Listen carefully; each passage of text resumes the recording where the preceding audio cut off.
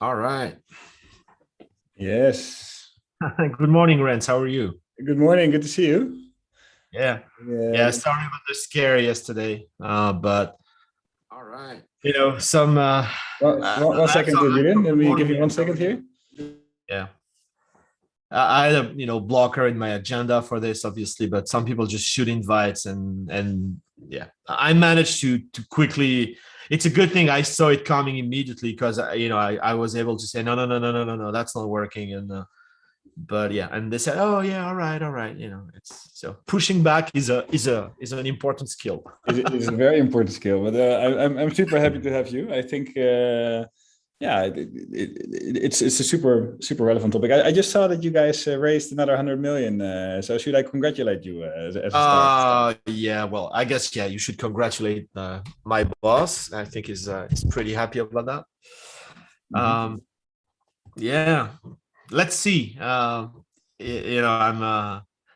been there before, so I mean it's great news. Let's not hide that fact. I mean it's great news. It gives us so much runway that, I mean, honestly, even I think he actually said that, we took about 40, yeah, we took about 40 millions about a year ago, Yeah, and most of that is still in the bank.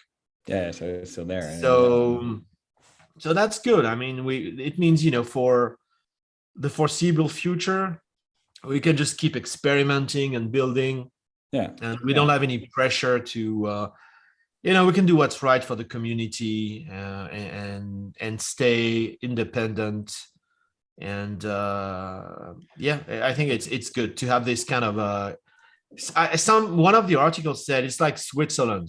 It's this neutral place that yeah. everybody enjoys, and there's no interest in taking it over. So I mean, yeah, sure, at some point investor will want to make their money, and we'll see what happens there. But Yeah. the really good sign is that existing investors actually put some more money, right? So I think it's fantastic, they actually doubled back, which yeah, shows how confident they are in our future. But yeah. I'm a down to earth guy, so I'm good.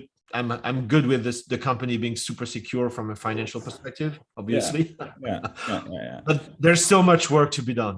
It's like, yeah, okay, we can celebrate a little bit, but yeah, we have a lot of deals to close. We have a lot of stuff to build. So Yeah, let's keep. but it shows how popular the company is. It's Yeah, one of well, the sure. first things here in my backend team when we said, okay, we have a webinar now with Hugging Face. Then I think it's one of the first times that everybody Yeah. was really like, yeah, okay, that even for my backend guys who think they know a lot, it's Yeah. something that Well, good timing. interests everybody, I think. So Good timing. it's a positive reflection on the brand and the work done, Yeah. right? Yeah, yeah. Hey, we have 3 minutes still before Okay, we let me have quickly try official. and share my screen. Just make sure. I think you can't yet. So the Oh, because okay, okay. currently I'm still the host. If I make you the host, Oh, all then right, all right. that means that, which of course I'll do in a second, but it means that I have no control whatsoever. So then it's all in your Sure, no hands. worries. And I'll switch off the camera so the focus is on you. I can still ask you questions, and I will do that. So to make Yeah, your I'll life a keep an bit eye. easier. Yeah, I'll Yeah. keep an eye on the chat. I'll try and keep an eye on the chat. But if you see some good questions popping up, I'll make a note yeah, of them and put them to you in yeah, a convenient time because it yeah, might sure. be hard to do that at the same time. But it's not a bad analogy, right? To be compared to the Switzerlands of tech companies. I think that's it's pretty good. Yeah, it's well, yeah. I think it's between you and me. I think the place we don't want to go is we don't want to become another Docker, right? Yeah. The company that everyone loves, everyone uses, everyone makes money with, but at the end of the day, no revenue. So I think our CEO is very, very aware of that, Mm-hmm. and that's why we do a lot on open source, but we also obviously put a lot of focus on the business side of things, which is where I spend most of my time. And because we want to have those partnerships, we want to have those deals. I mean, it's good to be a company that everyone likes, but we have investors and we have really big plans, and we need money for that. So, but that's the nature of that's we're not a non-profit, right? And I completely understand that we have the same pressure here, right? In my company, we have investors, and there's a lot of impact driven thinking. So but still it needs to work also financially. It needs to be sustainable. So otherwise it's fine. You just you burn through your cash, and even if you want to have like the highest impact, you need to be able to stay independent. You need to be able to make acquisitions. You need to it's the nature. It's the lifeblood. It's the lifeblood of the company. So, and I mean, we don't have any issue with that. It's like we're fine with that. It's we know we experienced this before. In what other place did you get into the same? Because it's quite a unique thing, right? It doesn't happen every day. Yeah, I worked for an ad tech startup called Criteo a few years back, and we actually started very small and ended up going public on the NASDAQ. So the context was totally different, but I think the strategic positioning was kind of the same, because you have those huge ad tech players, Google, Facebook, eBay, etc. Amazon wasn't doing it yet. And you have all the huge publishers, huge media websites, TV, etc. And everybody needs to run some ads, right? And so you need actors that kind of funnel ad requests to ad providers, the supply side, the demand side. And Criteo was right in the middle. And so, yes, we did get acquisition offers, but at the end of the day, we all felt that there was more value in being independent, because the minute you're acquired by someone, then they get access to the data. Retailers are not happy, blah blah blah. So clear. I think it's I think it's a good place to be, trying to stay in the middle and be the middleman, so to speak. It's something that we also have ambitions for. Hey, it's 10 o'clock, so we should start, and I'm looking forward a lot. So Julian, welcome. Very happy to have you. I think we don't really need to introduce Hugging Face. Most people that will listen to this either live or later will probably know the brand. Right? It's a lot of fantastic work. Just a new funding round closed that we were discussing up front. And I think the whole NLP space, and also where this is moving towards, so the current applications, but maybe also the future applications, Hugging Face is the company to speak to in that space. So super happy to have you. And with this, I'll hand over to you, and I'll also make you the host. And as you know, that means full control. Oh, sure. So here you go. You should be in charge now. I'll switch off my camera. I'll still be here. And for all the questions that come in, I will summarize them and put them to you at the right time and place. Okay. All right. So good morning or good afternoon, everybody, wherever you are. It's a pleasure to talk to you today. So my name is Julian. I work for Hugging Face. Prior to joining Hugging Face, I was with AWS for a few years. And so today we're going to talk about NLP and how you can build cool stuff with it, I guess. If you have questions, I'm more than happy to answer questions. I'll try and keep an eye on the chat, but sometimes, I lose sight of that. So Rens will make sure I get all the questions, and I'll make it easy. Yeah, thank you. All right, so let me share my screen, and we can get started. All right. Okay. All right, so hopefully you see my screen now. Yes. Okay, perfect. So here we go. So in this presentation, I'm going to kind of walk you through the history of a little bit of history of transformers, how we got there, and then how to do cool things with transformers. And I'll do a couple of quick demos. But we need to understand what's the starting point, right? It's always good to have a little bit of history to understand how we actually got there. So a few years ago, and I guess I would date that stuff back to maybe 2012, definitely before 2015, deep learning kind of exploded onto the stage. And of course, deep learning had been there in research labs, and there was already lots of stuff going on. But I mean, for the rest of us, for developers and companies and startups, etc., it really started around that time, right? About 2015. So what I call deep learning 2.0 actually started thanks to the resurrection of neural networks, right? Neural networks are really old technology. The foundations were laid in the 40s, right? If you can believe that. And they've been used in the 50s and the 60s, with some success and some disillusions. But they came back. They came back in 2010, 2012, and started showing promise to train models and solve complex business problems.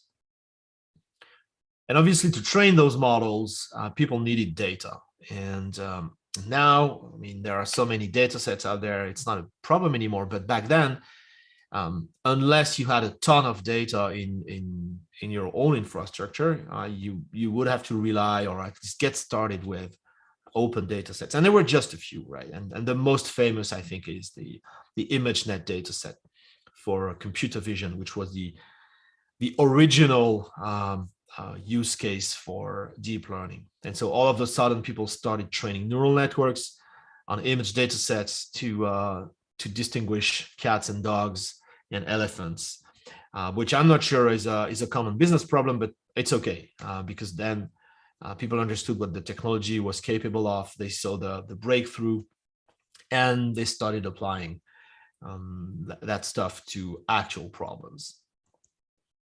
And to do all of that, sure, you need computing power, right? Deep learning needs a lot of data. Neural networks are super compute intensive. And the spark, so to speak, that lit that fire was the availability of GPUs, and particularly the availability of GPUs in the cloud, because now you didn't have to go and buy those multi-$1,000 pieces of hardware. You could just go and grab them for a few hours and train your models. And to put everything together, writing your training code, deploying your models, etc., you had a few tools, right? And I really want to call them expert tools, because if you used in those days, or if even today, if you take a look at what was available, the early versions of Torch, the early versions of Anno, which was C++, the early versions of TensorFlow even, were pretty hard to use. And it wasn't definitely something you could do if you were just a developer, right? You needed to have deep knowledge in machine learning and deep learning. So not for everybody. And so, over time, the teams and the companies starting to do machine learning and deep learning that way. But unfortunately, given the complexity of all those tools, given the complexity of building and managing your projects and the infrastructure and etc., the agility was just not there. So a typical machine learning project looks like this, right? Even today. And we like to draw that as a flywheel, but honestly, it's a waterfall project, right? You spend months collecting, cleaning, preparing data, and that's going to be 50 to 80% of the time you spend. And then you're going to start experimenting, training models, evaluating models, and you're going to need infrastructure to do that. And quite often, the infrastructure will be the limiting factor in how quickly you can iterate and how many models you can train in parallel and so on. And then once you have a model that you like, you have to deploy it. And that's really the hardest part. Bringing those models in production, monitoring them, monitoring prediction latency, deciding when to retrain, et cetera, et cetera. So that project cycle here is difficult. And it's so difficult that, in fact, very few companies achieve success, right? And success to me means, hey, models in production, right? Solving business problems, creating value. A POC is not success, and 87% of projects never actually making it in production is an awful number. And only a minority of companies report actual adoption, actual production work with machine learning and deep learning projects. So that's very disappointing because the technology is super exciting. It's never been easier or cheaper to work with those models and add them to apps, etc. And yet, most of us seem to struggle a lot with that. So something new is needed, right? And well, it's what I call deep learning 2.0. So, honestly, maybe it's just deep learning 1.1. Well, time will tell. But I think a number of things have changed in the last couple of years, and they're really helping us be more productive. So the first thing is, instead of deep learning architectures, and you've probably worked or heard about the typical ones like recurrent networks, LSTMs, etc.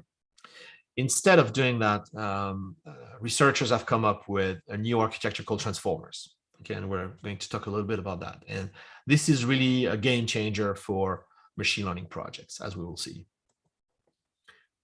The next thing that has totally changed is the use of a technique called transfer learning, which I will explain in a few minutes.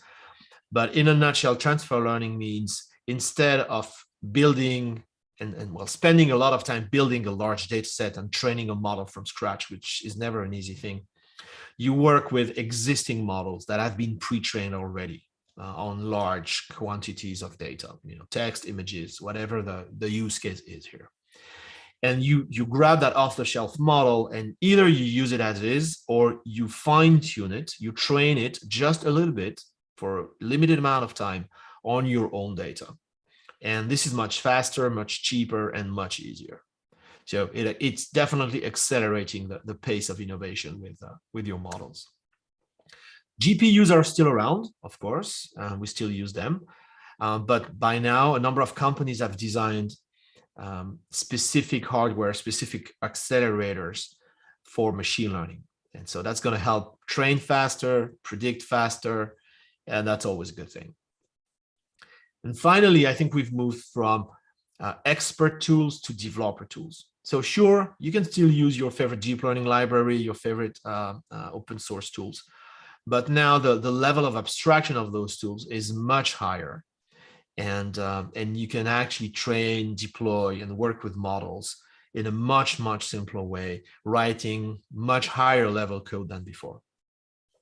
And so that's a good thing, because it means you don't need a machine learning PhD to go and do that. So just I'm not going to go deep into models, but I guess I need to talk a little bit about the granddaddy of transformer models. And of course, I mean BERT. And BERT is really a very significant improvement compared to previous deep learning models, because in the past, natural language processing has been around for a lot of time, and researchers and practitioners would typically use, again, recurrent neural networks or LSTMs or variants of those to train models on large quantities of data. But there were a number of problems with that. LSTMs struggle with very long dependencies, so it's difficult for them to pick up relationships between words that are very far apart. So if you have short sentences, they're doing okay. If you have longer sentences or paragraphs, they don't work so well. They take a long time to train. They take a long time to predict because they don't have a parallel architecture. They have a number of problems. So transformers, and particularly BERT, came up with a new architecture that is really better at modeling those long-term dependencies and understanding the bidirectional context of natural language. So it can actually learn from words that are before the word you're trying to learn, or the concept you're trying to learn, and words that are after, right? So it can learn left to right and right to left. And so it just does a better job at building a model that represents the relationship between words, the relationship between concepts. Okay, so it's really a breakthrough here. And a couple of models were released. So BERT base and BERT large. And those were pre-trained, because initial training of those models is very compute intensive. It's a complex process. It's hard to get it right. And so that also showed, on top of the increased accuracy, that transfer learning was really the way to go. And we'll get to that, right? So Google delivered those pre-trained models that people use out of the box.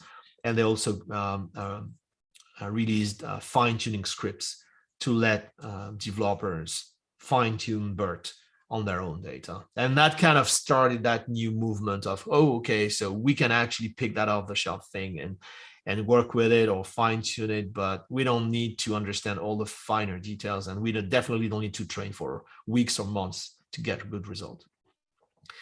So BERT was the first one, and pretty soon a whole new breed of a whole new bunch of models and transformer models saw the light of day. And this is actually where Hugging Face steps in. Hugging Face is the steward of an open source project called Transformers. Transformers is an open source library that makes it super easy to download pre-trained models from a website called the Hugging Face Hub. I'll show it to you in a few minutes. Where we have tens of thousands of models pre-trained for all kinds of machine learning tasks. And of course, you can predict with the models, you can fine-tune the models, etc. And actually, the Transformers project is one of the fastest growing open source project in history. If you can see the number of GitHub stars here. And Hugging Face Transformers is actually the yellow line. As you can see, it has the steepest slope. And it's really crazy to see that we're growing faster than super popular projects like Kubernetes or Node.js or PyTorch, not to mention the other ones, which we all love. But as it happens, we have a very, very strong adoption. So that's great, because it means, I think we're sitting at 62,000 stars by now and counting. The number changes every day. So that's really great, because we see very strong adoption from the developer community, but we also see I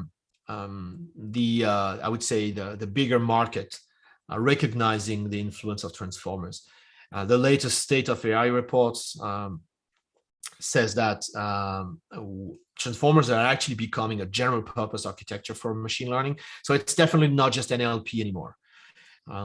As you will see, we have lots of models for computer vision, for audio and speech and reinforcement learning, and certainly future tasks. So it's really generalizing. The efficiency is there. And in parallel, in the latest Kaggle data science report, we see that traditional deep learning models, if there is such a thing, like RNN, LSTMs, CNNs, are less and less popular, while transformers are more and more popular. So all those messages kind of confirm the fact that transformers is the next generation machine learning architecture, that it generalizes to a lot of different problems, and that developers find it reasonably easy to use, and adoption is definitely proving that. And in fact, right now we have over 1 million model downloads every single day from our Hugging Face Hub. So that's a good number. Okay, so transformers, very popular architecture, working well over many problems. Now, I mentioned transfer learning already, so let me explain that a little bit in more detail. So again, transfer learning means you pick an off-the-shelf model, for the task type that matches your business problem. And you can see on the slide here the list of task types that are available from the Hugging Face Hub. So lots of NLP tasks, of course. This is where Transformer started, but also computer vision, audio, again, even reinforcement learning now, which is the latest new thing. So find a model for that. Okay, so let's say you want to do summarization, right? You need to summarize Italian text. So you'll just go to the hub, look for summarization models that have been pre-trained on the Italian data sets, okay? And you can start from there. So you can take some of your own data, try it on that model, and you know, see if you like the results or not. If you like the results, you're done. You know, that's it. All you have to do is deploy the model. Okay, and you don't even need to do a machine learning project and move through, you know, data set building and model training, etc. And you know, for a lot of tasks, those models are good enough. You know, typically, you know, translation or sentiment analysis. You know, it's not likely that you will have to train. Okay, chances are you can use the model as is. Sometimes, though, you need to train, right? Let's say you have very specific, very domain-specific vocabulary. Let's say you work in life sciences or chemical engineering, and you really want the model to understand the finer points of that jargon, so to speak. So you will grab a model that's close enough, right, in the right language, and fine-tune on your own data. So now you're going to say, well, yeah, but you said I wouldn't be training. Now I'm training again. So I'm back into that deep learning 1.0 world where everything's complicated. No, not really, because you don't need as much data, right? You typically need 1 or 2 orders of magnitude fewer data, or I should say less data. Yeah, less data than if you were training from scratch. So the data building effort is much smaller. And then, you know, you have less data, so you're not going to train for very long. You're not going to train for weeks or months. You're going to train for maybe hours. And C, you don't need to write a lot of code, right? The Transformers API is very high level. We have an API in there called the Trainer API, which really makes it simple to train and fine-tune models. I'll show you an example in a few minutes. So bottom line, you know, transfer learning saves you a lot of time, a lot of money, and you can just iterate faster and innovate faster. So here's a quick example just to prove my point before I run into I run the first demo. So this is an example where I use 2 models, one for translation and one for part of speech tagging, which really means identifying entities in the text. So I start from the Transformers library, import the pipeline object, which is the high-level object for prediction. I go and grab a translation model from the hub, right? And you can see this one has been built by the Helsinki NLP organization. It's actually a multi-language translation model. And then in the next line, I actually translate from English to Hungarian. And you can see the first token here says Hun for Hungarian, of course, because as this is a multi-modal language, I need to specify what the target language is. So that's very convenient. Then I get my answer back. And then I use a second model for token classification. And again, this is an off-the-shelf model. So as it happens, we do have a part of speech model ready for Hungarian, right? Contributed by the community. And again, I can classify the different tokens in there. So, you know, I can extract the date, the name, the person, the ordinal, which I guess is first, and GPE means a geopolitical entity. So that's the country name. Okay, so 3 lines of code, and I can get this done, right? And that runs on my laptop. You don't even need any particular hardware to do this. So I think this shows the simplicity of the API. It shows the breadth and depth of the models we have there, and it shows that honestly you don't need any machine learning skills to do this, right? So that's pretty simple.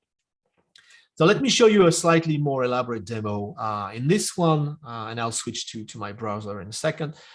In this one, I'm gonna run voice queries on a corpus of documents. So those documents are actually financial reports. They're annual reports for S&P 500 companies in the New York and Stock Exchange and the Nasdaq.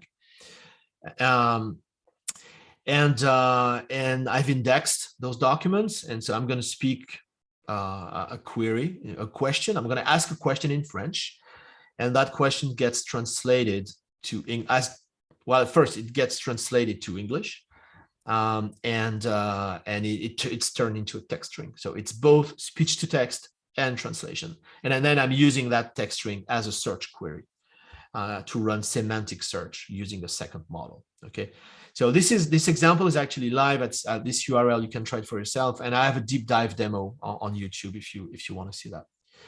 Okay, so let's go and try this. Okay, here we go. Okay, so I'm on the hub here. We'll take a quick look at the models maybe later. So here's the actual demo. Let me zoom in a little bit, and this is actually one of our products called Spaces, and Spaces is basically a very simple way to build machine learning apps. You can write your code. You can see it here. It's not a lot of code. It's about 100 lines of code, and most of that, well, half of that is the UI, I guess, right? You push that code to a Git repository managed by the Hugging Face Hub, okay? And that automatically fires up a container on our infrastructure, and your app runs. Okay, so very, very simple, and then you can showcase your models to your stakeholders. Okay. All right. So let me quickly show you how this works. I'm gonna go and record the clip here. Yeah. Need to not start speaking too. So okay, here we go. Qui est le CFO de Gap? Qui est le CFO de Gap? Okay, so that's my speech. Now, if I click on submit, I can see the clock ticking here. So speech to text, translation, semantic search. And yeah, so we see the query here. So who's the CFO at Gap? Yeah, I don't know why this is cut here, but that's the string. And I can see the top matching documents here. And obviously this is the Gap annual report. And I can see the closest answer from a semantic perspective. So I can see the CFO name. I can actually see the current CFO and the next CFO name, which is pretty nice. Okay, so there you go. And that took 6 seconds on a pretty tiny container and 100 lines of code. Okay, the models that I've used are those. We can see them here. So that's a good opportunity to take a quick look at the hub. So the speech to text and translation model is a Facebook model. It's called Wave2 Vec2. This is actually the small version of it, 300 million parameters, and it will do speech to text and translation in 21 languages. So this is an example of a model on the hub, right? And you can see we have over 42,000 models now for all those task types. So feel free to go and explore. And I can see what we call here the model card, which gives me a lot of information. I can see, of course, all the languages that the model can work with. I can see how to use it, how to work with the model, some metrics, good information. And again, all that stuff lives in a model, a Git repository, right? Which I could clone directly and work with. Or, of course, just like I've done in my Spaces, I can use the Transformers library to download the model and predict with it. Okay, so super, super easy. And you can see all the code is available there, right? We can test the model in place. We have this thing called the inference widget, where I could upload a small clip straight from the browser and predict with the model. This is available for most of the models on the website. I can see the data sets that have been used to train, and I can even see my space here. That's pretty cool. So if you want to see the model in action, you can just see all the spaces that have been used there, right? So that's the hub, right? And if we look at maybe the other model, what do we see? That's sentence transformer model. Okay, yeah, we can see, again, we can see the model card. We can see the inference widget. We have some examples that we can run right there to test the model. And again, we can see spaces using the model here. So that's the hub in a nutshell, super simple. All right, okay. So you don't need to be a machine learning expert for that. Okay, so we talked about transformers, we talked about transfer learning. So now let's take a quick look at the next big thing, which is machine learning hardware. So as I mentioned, of course, you can still use GPUs, but there are some newer chips out there. Some of them are designed to accelerate training. And the reason why you want to do that is because the faster you train, the quicker you iterate, the quicker you get to a model that you like, right? If your training lasts for 6 or 7 hours, it's going to be difficult to do more than one in a single day. If you slash that by 50%, then you can run multiple trainings a day, right? And be more productive. If you accelerate prediction, of course, you build a better user experience. Think about conversational apps, chatbots, search, right? Product search. All these are super sensitive to latency. So you want to run as fast as possible, but generally, the faster you predict, the more throughput you have, the more you get done with the same amount of infrastructure. So there's also a cost optimization play here. So we are working with all those companies to integrate those accelerators into our open source libraries. And in fact, we have a dedicated library called Optimum to make it easy to speed up training and inference. And we have some getting started posts. You can go and take a look at that. The key thing here is it's really, very minimal changes, right? You can start from your vanilla transformers code and easily adapt it to accelerate training and inference. So you don't need to rewrite. This used to be insanely complicated, optimizing models. Now we think we've made it quite simpler. And the last step, the last planet, so to speak, is how do we put everything together so that we create a simple developer experience? And well, I think that's really our responsibility with the Hugging Face Hub, with the open source libraries, with managed services, to create a set of tools that work well together, that lets you run through that development cycle much faster than before, instead of having to deal with very complex workflows, very complex tools. So starting from the hub, we have 4,000 data sets that you can work with. We have, as you saw, over 40,000 models. We have open source libraries like the Transformers library for training and also Optimum for hardware acceleration. We also have an AutoML service called AutoTrain, which is absolutely no code. It's super easy to use. You can just click in the UI or use the API. Then you can move on to Spaces to host your application and showcase your models. And then you can move to actual production deployments. So of course you can do that yourself. You can build it any way you like, but we have a managed inference API that you can use. And we also let you optimize prediction latency with Optimum, right? And I have to mention we have a deep partnership with AWS as well. We're integrated as a first-party framework on Amazon SageMaker. And it's reasonably easy to actually train and deploy your transformers model on AWS, right? And in fact, I'm gonna quickly walk you through that, and it's also a good opportunity to look at the Hugging Face API, the trainer API.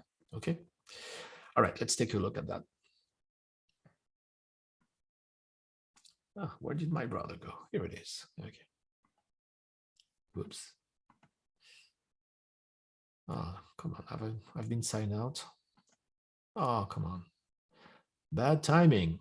Okay, sorry about that. So I need to I sign really up felt again. you're very confident with all the live demos, Julian. It typically goes wrong if I try that. Yeah, the session expires. So let me just sign up really quickly. It takes a second. Make sure we don't see your passwords. No, it should be fine.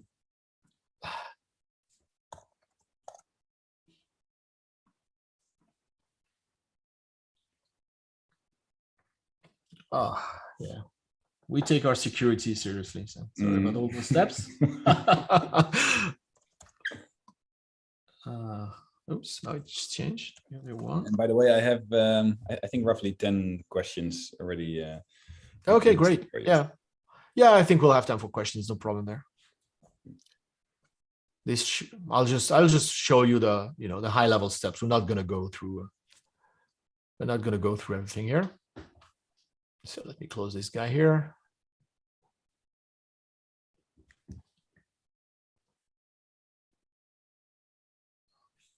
All right, so SageMaker.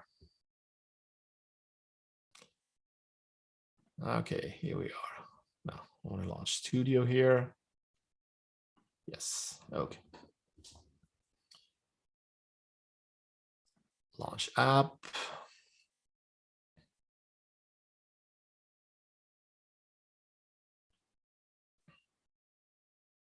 Ooh, fancy animation from AWS. Okay, and here we are. All right, so what I'm doing here is I'm grabbing a model from the hub. It's a distilled BERT model that's been obviously pre-trained, and I'm going to fine tune it for sentiment analysis on a product review data set, which is actually this data set. And I guess we can look at this guy here. If we take a look at the hub. So it's an interesting data set. It's got an English product review and a Thai language translation, a star rating, and a label that says, is the translation correct or not? So in fact, I'm not using that angle of that aspect of the data set. I'm just going to use the English sentence and the star rating. Okay. But yeah, you can see we have some really interesting data sets in there. Okay, so I'm installing some SDKs. I'm loading the data sets, right, from the hub, which is one line of code, as you can see here. I can display a couple of samples. And here I'm just going to go for positive and negative sentiment. So what I'm doing is, if the review is 4 or 5 stars, I'm labeling this as a 1. If it's less than, if it's 1, 2, 3 stars, then I'm labeling this as a 0. Okay, so I'm turning this into a binary classification problem. Okay. All right, so applying that change, removing the columns I don't need, and then I get to my actual data set, which is a text feature with the actual product review and a labels feature with a 0 or a 1 for positive or for negative or positive. Okay. And these are the feature names that the model expects. Okay, so this is why I use those. Okay. Next, I download the tokenizer again from the hub for tokenizer for that model. So tokenization is a very important part of NLP because what I need to do is I need to get rid of all those words that mean nothing to the model and replace them with tokens that we see here, right? So integers that represent the individual word or the individual token, punctuation sign, etc. Instead. Okay. So that's what tokenization does. And this is what I'll be training on. Okay. Then I upload that data to S3, the training set, the validation set.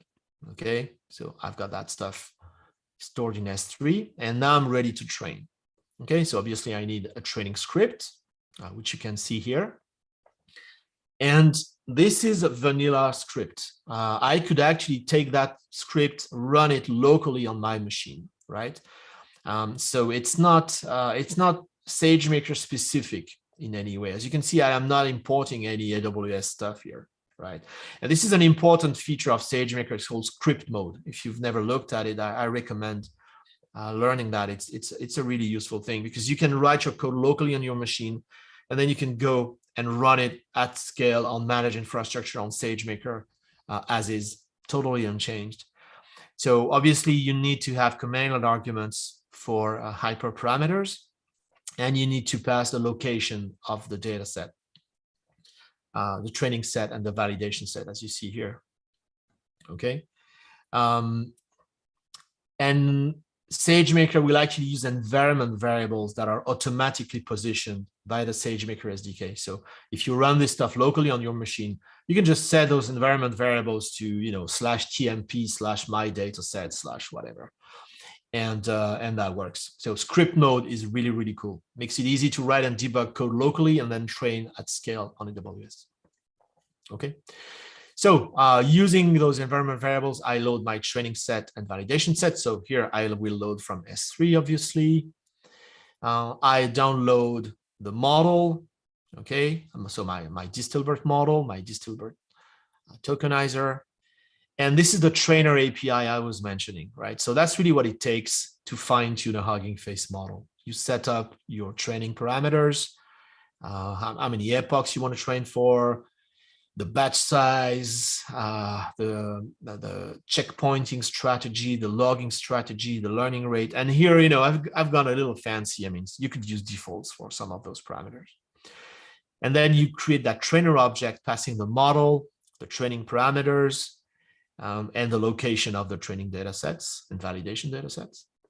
And then you just call train and off it goes, right? So again, this is very compact code. You don't need to write thousands of lines of code to train your models.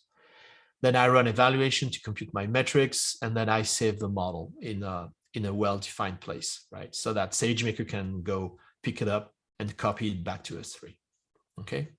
So here I'm training for 1 epoch with my Distilbert model, and I'm using this high-level object from the SageMaker SDK. It's called the estimator. And of course, here I'm using the Hugging Face estimator. So this actually relies on training containers that we build and deliver to AWS.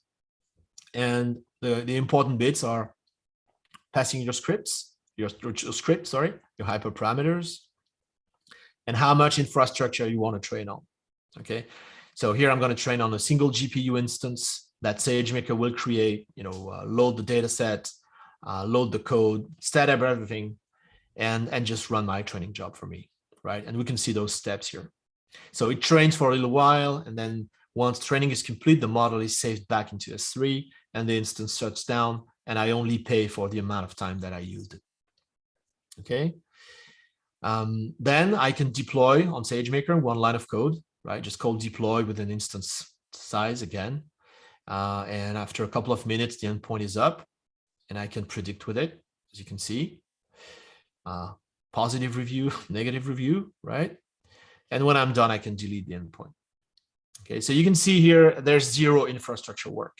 You can take code that runs on your laptop, easily move it to SageMaker and train it on whatever infrastructure you need, and then deploy it on whatever infrastructure you need. And you can do this, with very little effort from an ops perspective. Okay. So then obviously I could push the model back to, the Hugging Face hub, right? And I think it's actually in there. Let's try and find it.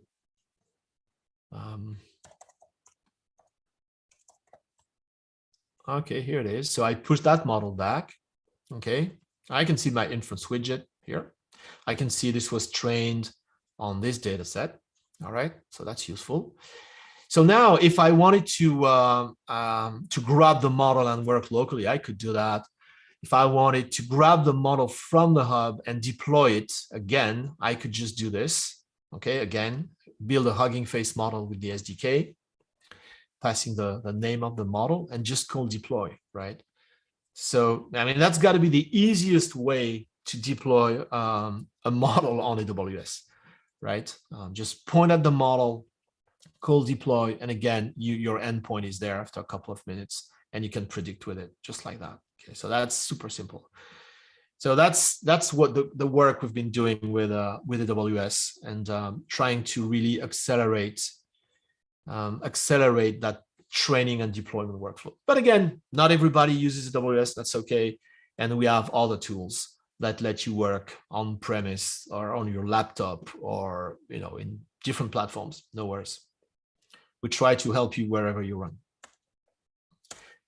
So the key takeaways here are really, ML tends to be complicated because, honestly, we love to make it complicated. We love to build things from scratch when that's not really needed. We love to reinvent stuff that's been sitting there for years waiting to be used. So I think, we need to focus on the right things. So the important steps, once again, are let's look for a pre-trained model that's close enough to the problem you're trying to solve. Identify a business KPI that will show success. Machine learning metrics are nice, but they don't tell the whole story. And definitely your business stakeholders will want to see business impact. So what are you trying to optimize? Click-through rate, the average cart spend, etc. You need to find a metric that says, yes, adding machine learning to the mix actually helps. Then you can measure the model on real life data. And I insist here on real life. Sandbox data, test data sets, they're always nice. They always work. They've been designed that way, right? So you need to go and grab ugly real life data and predict and see what happens, right? If you get good results, then you're done and you can just move on to deploying. If you need a little bit more accuracy, you can fine tune. And then, I think I've showed you this isn't a difficult thing to do if you do it right and use the right tools. And then you need to deploy your model in production. You need to monitor and take care of prediction latency, especially if you have latency sensitive workloads. Okay. And then you can move on to the next project or the next iteration of that project. And that flywheel should not take months or years, should take weeks or days, depending on what your company, how your company works. I mean, I have customers who, deploy stuff in prod in a matter of days and iterate. So that's absolutely doable. And please, whatever you do, focus on the business problem and don't reinvent the wheel. I mean, it's going to look fine on your resume, sure, that you built a new machine learning platform. But I think what looks even better on your resume is solving hard business problems with machine learning, right? But again, that's just me. So if you want to get started with Hugging Face, I would definitely recommend joining our community. You can sign up on the hub in a minute. It's completely free. We have a detailed course on transformers if you're new to the technology. Again, completely free. Highly recommend it. We have forums where you can ask all your questions. The team will be helping here.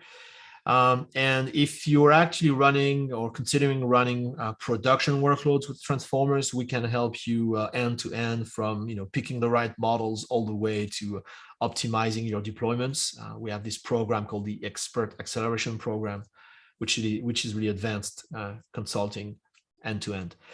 And if you work for a company that has super strict privacy or security or compliance requirements, a bank or life sciences company, we can actually do private deployments. So if you want your data science team to use a private version on the hub running on your infrastructure, that's possible, and get in touch, right? Well, thank you very much. Again, in everybody's language, now we know how to do translation. Feel free to get in touch later on if you have questions or if you need help from Hugging Face. Happy to be the contact point. And I have lots more content on YouTube and Medium if you'd like to learn more. Okay. Well, thank you very much. Thanks, Rens, for inviting me. Hope this was useful. It was very useful. And now I think we can do questions if you'd like. Great. Thanks, Julian. It was very useful, and yeah, I think that sentiment is shared by the audience. Let me start with a question that I think you're in the right spot to answer, right? So did this how you started with the planets? We have deep learning 1.0 and deep learning 2.0. So given where you are seated, like in the middle of all this, so what do you think is the 3.0 version? So where is this in the next 5 years? Well, I think 3.0 it's all disappeared. and it's become invisible. Just like, if I take an analogy with what happened on cloud infrastructure. I mean, I worked for a number of companies with actual data centers and physical infrastructure, and buying lots of stuff and buying lots of storage systems and putting them in racks and managing them. And then S3 came and made all of it obsolete, right? And now no one thinks twice. I mean, if you have data to store, you put it in S3 and that's it. And how it works under the hood, no one cares. You just want to know that it's secure. You just want to know that it's going to be there when you need it. And that's it. So I think the next step is ML or deep learning becomes completely commoditized, and we have high level services for everything. And I mean, you see that today. I mean, I use Gmail and Google Apps, and you see that auto completion when you type your emails, right? And what do you think that is? I'm pretty sure it's a transformer model for text generation. Yeah. And that's great, because at the end of the day, users want to use things. They don't want to build things. So there will always be a few companies that are technology providers and build stuff. But I mean, no one is building storage systems anymore, honestly, right? There are a few hardware companies, that's okay. But I mean, enterprise customers, they just use storage and they don't think twice. So I think that's where we're going. They will use deep learning and machine learning and don't think twice. And I think they will actually spend less time doing machine learning themselves, and they will just rely on machine learning powered applications everywhere. Yeah. Love the view, and I think would concur with that story. So two questions around monetization. One is on Hugging Face, and one is more broadly on can you still monetize AI models, or like having the best model, or will that commoditize, and should you build the best product? But let's start with Hugging Face. So there was someone who said, hey, there's a lot of open source libraries, and that has probably taken a lot of time to develop. So I'm not sure if you can answer this so bluntly, but how do you make money as Hugging Face? Oh yeah, well, that's a very easy question. So obviously the company is the steward of open source projects, and it will keep doing that, because the models don't belong to us. The models belong to the community, and that's the way it should be. So we have commercial services. So for example, the inference API is a commercial service. Auto train is a commercial service. We have this relationship where AWS, where obviously we make money out of that. We make money out of the hardware partnerships that we do with GraphCore and Habana, etc. So there's money there. And of course, we have paying customers for consulting and for private hub deployments. So that's how we make money. Okay, clear. I think that's helpful. Hey, and this logic of if you're an entrepreneur, if you're starting in this ML space, right, and you've seen this develop all the way through, is it still sensible to say that you're going to build the best AI model purely as a model and maybe build an API for that and win the game in that way? Or would you say, hey, it's better to build a web app or a mobile app, like a complete ecosystem that also relies on AI models? So what's the best way to think about monetization? Well, I think there's no money to be made in models. And this is why and the community, I think, tends to agree, because the models are, again, they are open. The minute you start closing them, and we had a good example of that with GPT-3 being acquired, or the license being acquired by Microsoft. And so I mean, they probably seem to think otherwise. They probably seem to think they can make money selling GPT-3 licenses, but we're good friends with them, but we respectfully disagree. Yeah. We think the models should be open for people to build great apps and great services that people want to use and want to pay for. I mean, think about Spotify. Spotify is one of our customers. Think about Uber. Think about all those cool apps that have really changed the way we enjoy content, the way we travel. I mean, I'm happy to be a paying customer for Spotify. I'm happy to be a paying customer of Uber. And that's okay. And all those things are machine learning powered, and that's where the money is. Build something that people love and are excited about, and the models themselves are building blocks. The today's hot model will be obsolete a month from now. So can you seriously think you can compete on a global scale with the top-notch researchers? I don't think so. No, so like to hear that. I share exactly the same sentiment. So maybe like very brief story, but we started also with this thinking that we could potentially build the best model in AI for education, and we tried it for a bit, and I think the lesson was it's moving so fast. And having a model doesn't mean you have user engagement, right? It doesn't mean you have a platform with the right metrics in any sense. Yeah, so, it's all about the UX. I mean, build something exciting, build something that solves a problem that a lot of people have, and make it so sweet to use, right? And there are technical concerns, like model quality, model accuracy, model speed is important, right? So I'm not saying you can pick any model, and no. I'm saying you need to know your models. You need to know which ones are best. But at the end of the day, your users won't care about the model. They don't want to know. They don't need to know. No, clear. Hey, this whole area where you mentioned specialized silicon, right? And you mentioned GraphCore and Habana and other players. Is there anything in particular there that is interesting to watch? We saw the whole Google transition with TPUs and all the messaging around it, but any particular chips or A100s from NVIDIA? Like what are you watching as an expert?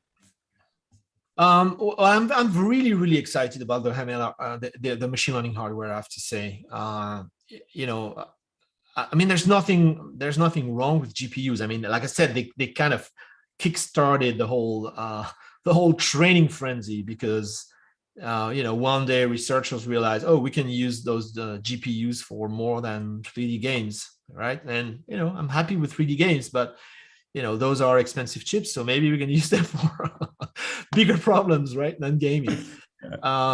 And that's fine, but they were never designed from the ground up to be machine learning chips. They're massively parallel chips, right? So they work well on massively parallel problems like deep learning. And now, sure, NVIDIA is kind of adding tensor cores and extra silicon that is kind of speeding up particular operations in the training process, but they did not start from a clean sheet, right?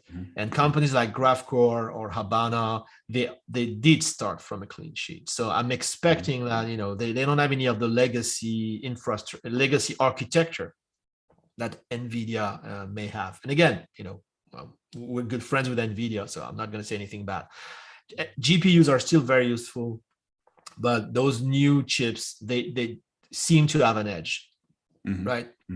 They seem to have an edge. The benchmarks are pretty good, and I was able to reproduce them. So great, it's another option for developers out there. So go and make up your own mind. I mean, Habana instances are actually available on AWS, so you can fire them up on EC2 and train them. I mean, I wrote a blog post. We launched it a couple of weeks ago. So it's easy to test. And I'm sure we'll see more. There are so many startups in this space. So I think it's going to be quite exciting, to see what they come up with.